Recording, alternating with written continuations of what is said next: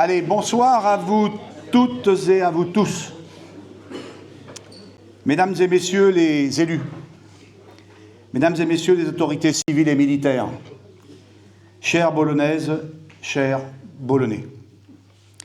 La cérémonie des vœux est une tradition bien agréable qui nous permet de nous retrouver. Elle m'offre l'occasion de vous saluer, de vous souhaiter la bienvenue, mais aussi de remercier les nombreux bénévoles engagés dans nos associations tout au long de l'année. Cette cérémonie participe à renforcer ce lien qui nous unit et nous invite, chaque début d'année, en regardant vers l'avenir, à souhaiter le meilleur à celles et ceux qui nous entourent. C'est le premier vœu que je formule ce soir. 2025 vous offre le meilleur. Avant tout, vous me permettrez de saluer avec gratitude les élus qui m'entourent et de les remercier pour leur implication quotidienne à votre service. Ils sont là plusieurs jours par semaine en mairie, de façon désintéressée, car ils ont pour la plupart un travail et la gestion d'une collectivité n'est pas leur métier. Mes remerciements vont également à nos agents. Ce sont souvent des travailleurs de l'ombre, mais indispensables au bon fonctionnement du service public. Mon deuxième vœu sera pour eux. Je leur souhaite également une année de bonheur et de réussite. Ce temps de partage est toujours un plaisir. Il constitue en réalité un exemple peut-être utopique du vivre ensemble que nous devons collectivement porter à Bolon et ailleurs, un moment de convivialité partagé par la population avec les représentants des forces vives du territoire. Ce moment me réjouit d'autant plus qu'il intervient dans un contexte national et international empreint d'incertitudes économiques, de tensions et de désolation. Je n'oserais pas affirmer que notre commune s'y soustrait totalement, car si nos partenaires sont en difficulté, nos investissements y seront affectés. Mais mesurons chaque jour la chance que nous avons de vivre et d'agir ici à Bolon.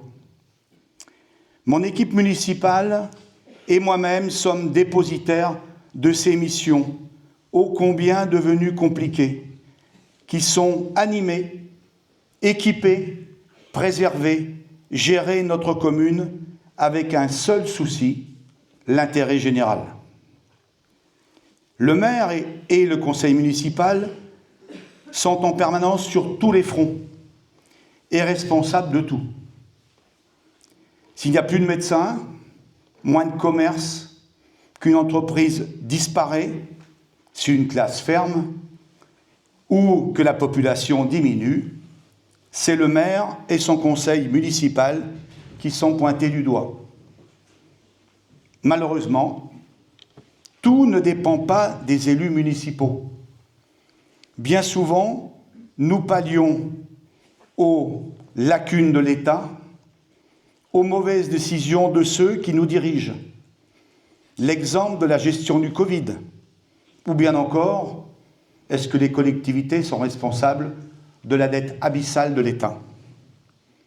Servir sa commune, c'est permettre à chaque génération d'y vivre sereinement. Notre commune a plutôt bonne presse. En 23 ans, la population a augmenté de plus de 120 habitants. Permettez-moi d'ailleurs, à ce sujet, de m'interroger sur les chiffres publiés dans la presse il y a quelques jours. Et je ne suis pas le seul maire à m'interroger sur ces chiffres. Comment donner de tels chiffres alors que l'INSEE vient de nous faire parvenir des chiffres différents du recensement 2024, pour le coup c'est bien 2024, et notamment un écart de 40 habitants en plus depuis 2021. C'est la presse. Nous avons, depuis de nombreuses années, réalisé des investissements qui ont permis de préparer l'avenir, et en 2025, nous continuerons d'investir pour le bien-être de vous tous. Je reviens sur les projets 2024.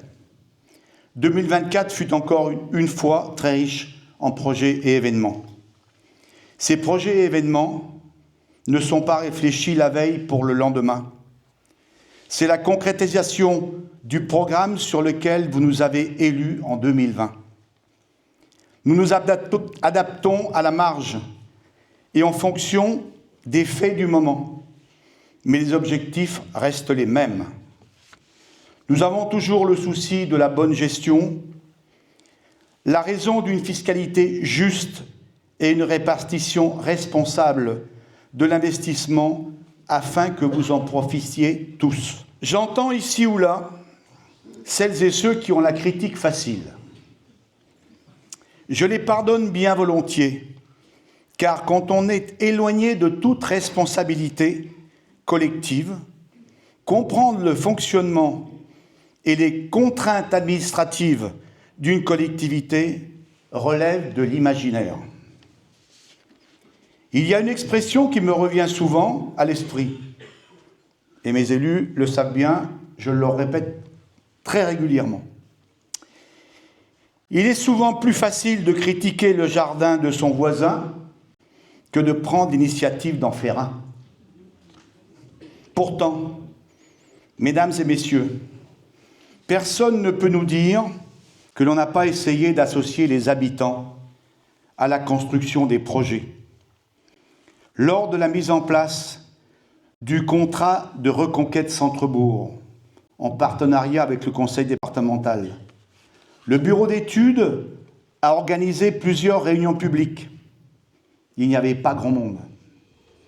Nous avons aussi travaillé, il y a quelques années, le PLU, Plan local d'urbanisme. Et nous avons poursuivi avec la communauté de communes sur le PLUI, Plan local d'urbanisme intercommunal. Il n'y avait pas grand monde non plus. Mesdames et messieurs, engagez-vous et vous comprendrez combien la fonction de maire est devenue compliquée et pourquoi de nombreux ne repartiront pas au municipal de 2026. À l'avenir, prenez garde, car cette fonction ne fait plus rêver personne. Je ne souhaite pas entrer dans le détail, mais notre société ne va pas bien. Il n'y a pas que la dette. Il y a pour chacun et chacune d'entre nous un manque de citoyenneté. Ne reportons pas toujours sur les autres les responsabilités qui nous incombent. Nous avons des droits, mais je pense très clairement que nous avons oublié nos devoirs. Il n'est pas acceptable que les élus de la nation ne soient pas irréprochables, mais il n'est pas non plus acceptable que nous vivions dans cette période autant d'irrespect, d'incivilité et d'irresponsabilité. Imaginons ensemble un autre modèle. Il n'est pas trop tard pour réagir. Je me suis volontairement écarté du sujet des projets 2024 et 2025, car j'avais besoin de vous dire ce qui me chagrine et m'hérisse les poils. Je reviens sur les projets. En 2024, nous avons investi pour notre commune plus de 500 000 €.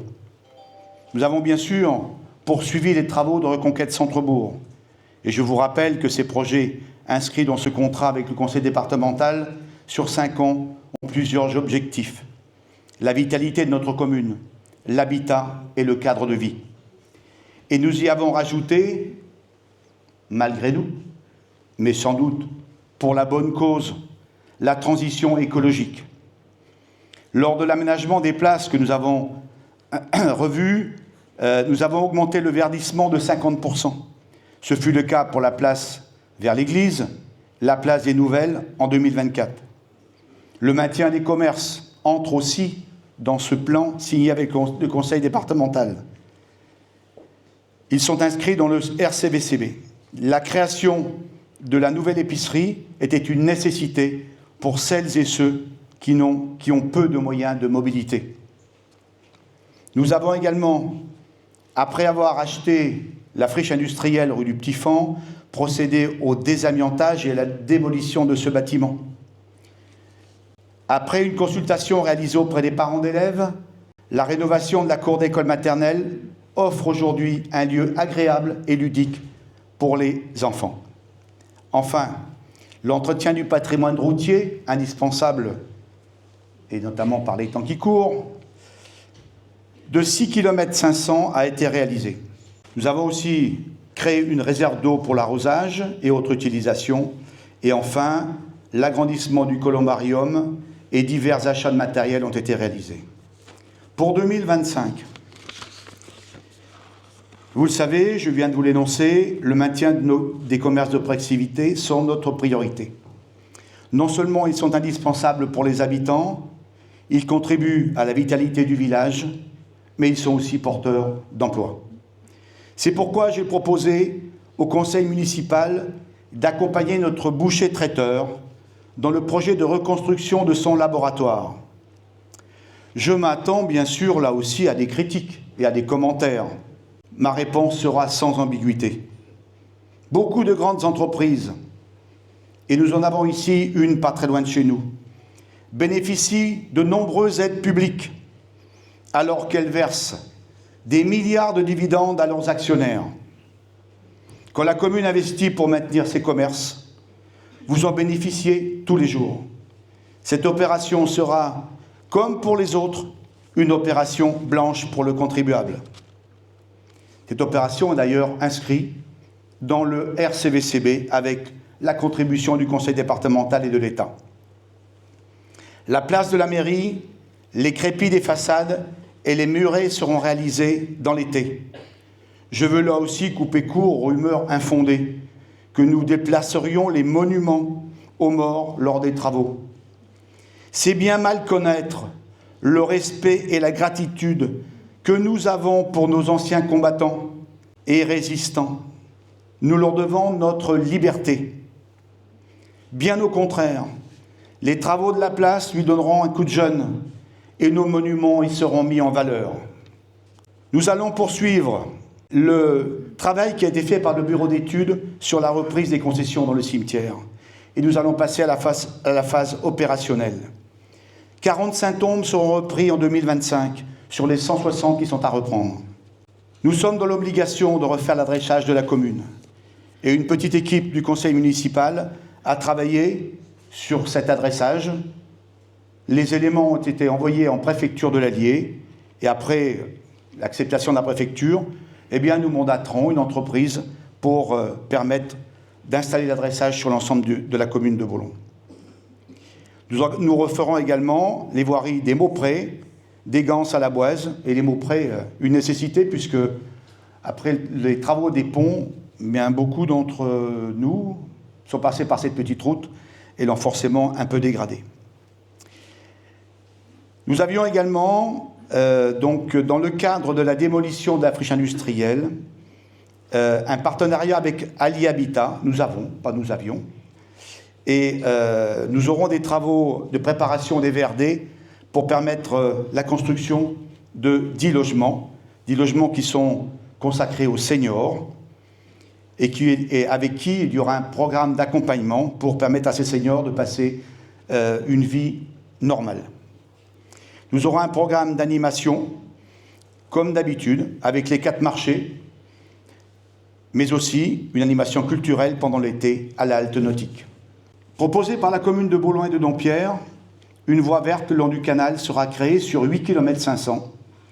Et la communauté de communes et ses services travaillent pour permettre à ces travaux donc, pendant l'été 2025. Et je remercie d'ailleurs à cette occasion les élus communautaires qui ont voté à l'unanimité pour ce projet. Permettez-moi d'avoir quelques messages de félicitations et d'encouragement. Félicitations au Ballon Boulonnais pour avoir, de la meilleure façon qu'il soit, organisé le centenaire du club. Encouragement et remerciements à tous les bénévoles de nos associations qui, par leur initiative, donnent vie à notre village. Mon troisième vœu, je leur souhaite à tous le meilleur pour cette nouvelle année. Mesdames et messieurs, cela fait bientôt 24 ans que vous m'avez élu et que j'ai l'honneur et la lourde tâche d'être votre serviteur. Je vous remercie de la confiance que vous m'avez accordée à chaque élection. Et je remercie bien sûr toutes les équipes qui m'ont accompagné pendant ces 24 ans.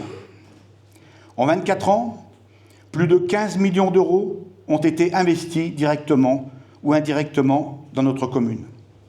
Notre commune a des équipements et des services à la hauteur des besoins des habitants et un pôle de santé que beaucoup envient. Nous avons des finances saines et notre taux d'endettement est faible. Si nous arrêtions d'investir à l'instant, en 1 année et demie, notre dette serait remboursée. La moyenne départementale des communes de la même strate est plutôt à 4 ans. Je vais revenir sur les projets pendant ces 24 ans de mandat. Nous avons d'abord travaillé sur les infrastructures. Et je ne sais pas si vous vous en souvenez, mais il y a eu, dès 2002, élargissement du RD 298 Chevagne-Bollon, élargissement du pont du canal et la création du rond-point. Tout ça en partenariat avec le conseiller départemental de l'époque, Jean-Marie Potin, et bien entendu financé par le conseil départemental. La création et l'embellissement du parking du cimetière, la création des parkings des écoles et de la caserne des pompiers, la création de la station d'épuration écologique route de Bourbon-Lancy, l'agrandissement de la station d'épuration des Droyers, la réfection des réseaux d'assainissement, la Noire, la Petite Noire, Chemin des Malades, les Alouettes, les Aubrelles, Impasse des Pierres, l'arrivée du gaz naturel sur notre commune et la négociation que j'ai dû avoir avec l'équipe qui m'avait élu donc, en 2001 pour permettre l'installation du gaz de ville sur l'ensemble du territoire de la commune. L'installation du distributeur de billets, même si nous l'avons perdu, mais il a quand même été installé pendant quelques années.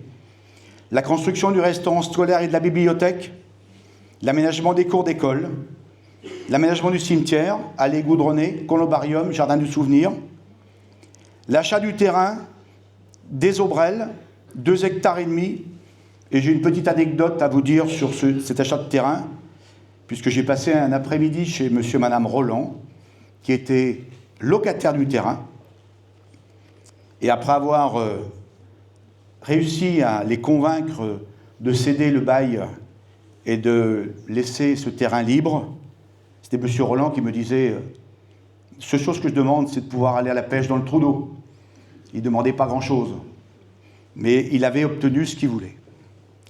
L'achat du terrain de la Garenne, 2,5 hectares à la société Centre-Auvergne, l'achat du bâtiment pour agrandir la mairie et la création d'un logement, l'achat des bâtiments de la boulangerie et la rénovation pour installer un boulanger, la construction du local technique communal, route de Bourbon-Lancy, la démolition du préfabriqué qui était occupé par l'association des anciens combattants, et bien entendu l'engagement que nous avions eu pour leur créer un nouveau local, et puis la création des locaux qui avaient été dédiés d'abord aux jeunes et puis ensuite aux vétérans du ballon boulonnais.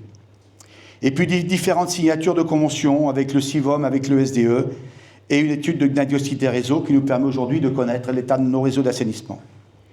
Nous avons aussi eu à traiter la vente de l'atelier relais, avec l'installation d'une nouvelle entreprise, la vente de plusieurs terrains à la zone industrielle et l'installation et l'agrandissement d'entreprises, l'installation d'une gamme vert, route de Bourbon-Lancy. En ce qui concerne l'accueil de nouveaux habitants, la reprise du lotissement La Garenne et la refonte de la voirie et de l'éclairage public, la viabilisation du lotissement des Acacias, l'achat d'une ferme, la ferme qui était exploitée et dont était propriétaire la famille Bernardin dans le bourg, abandonnée au centre-bourg, où nous avons créé en partenariat avec Ali Habitat 11 logements, la construction de 10 pavillons aux Alouettes et également Impasse des Pierres, avec Moulin Habitat et Ali Habitat, l'achat et la démolition de la friche industrielle au Petit Fond, je vous en ai parlé tout à l'heure, et nous avons recensé à peu près la construction de 120 maisons individuelles qui se sont bien entendu réparties sur l'ensemble de la commune. Nous avons également travaillé sur l'éclairage public et l'enfouissement des lignes, rue Saint-Privat, les Aubrelles, la Voûte, rue Henri Talpin, les Droyers, les Caboines, la Petite Noire, le Centre-Bourg, rue de la Paix, rue du Meuble, Pétro et rue de la Cure. Au niveau tourisme, la création de la liaison piétonne le long du canal pour venir jusqu'au bourg, la voie piétonne le long du canal, le curage du port et la pose des pales planches pour y accueillir un plus grand nombre de bateaux, l'aménagement de la halte nautique et du kiosque, la création d'une aire de camping-car. Enfin, au niveau pôle de santé, nous avons fait de notre mieux pour faciliter l'installation des professionnels, notamment en créant les parkings pour l'installation des 2 médecins et du cabinet infirmière, mais nous leur avions aussi vendu les terrains. Au niveau sport, construction du stade d'entraînement éclairage, ainsi que du stade d'honneur et de pétanque, construction du gymnase, construction du boulodrome, aménagement du marché couvert, aire de jeu, parcours santé. Nous avons réalisé plus de 120 km de voirie. Nous avons signé le contrat de reconquête Centrebourg avec le conseil départemental et nous étions une des premières communes à le signer. La réfection des places et la création de l'épicerie, la réfection des façades de la mairie à venir pour l'année 2025, la réfection de l'intérieur de l'église et de la place de l'église, plantation de 580 mètres de haies et de plus de 100 arbres massifs, rénovation énergétique des bâtiments, économie d'énergie dans les écoles, isolation et pose d'une centrale solaire, chaufferie bois. Au niveau petite enfance, construction d'un centre de loisirs et crèche en partenariat avec la communauté de communes, partenariat avec la commune de Garnas-sur-Angiers pour l'accueil des enfants le mercredi et des petites vacances. Enfin, notre adhésion à une nouvelle communauté de communes entre Allier et Belvédère. Je voulais à cette occasion, d'ailleurs, pour terminer cet inventaire, remercier nos partenaires financiers, que sont le conseil départemental, la région, l'État et la communauté de communes qui ont contribué, bien entendu, à la réussite de ces projets et qui nous ont surtout aidés à les financer. Mesdames et messieurs, 24 ans, c'est long. Je ne repartirai pas aux élections municipales de 2026. Il est temps pour moi de prendre le temps de vivre. Être maire est particulièrement prenant et chronophage. Le temps pour soi est compté. Notre vie personnelle est trouvant calquée sur notre agenda de maire et non l'inverse. C'est pourquoi je passerai la main en mai 2025. Je resterai conseiller municipal et conseiller communautaire jusqu'aux prochaines élections et ensuite je vaquerai à d'autres occupations. Rassurez-vous, je n'ai pas l'intention de rester inactif. Je vous invite à cette occasion à faire confiance aux élus qui m'ont accompagné pendant ce mandat. Ils ont l'expérience et les qualités requises pour poursuivre les actions engagées depuis 24 ans. Pour que cette soirée se termine le mieux qu'il soit, je vous souhaite de vivre en 2025 des moments de bonheur en famille et des instants de joie partagés. Mon 4e vœu pour nos compatriotes mahorais et tous les peuples qui souffrent dans ce monde injuste. Je souhaite que cette nouvelle année leur apporte le soutien nécessaire à la reconstruction de leur île et des océans de paix pour le reste de l'humanité. Je vous souhaite, comme Jacques Brel, le 1er janvier 1968, des rêves à n'en plus finir et l'envie furieuse d'en réaliser quelques-uns. Belle et bonne année 2025 à toutes et à tous, et je vous remercie.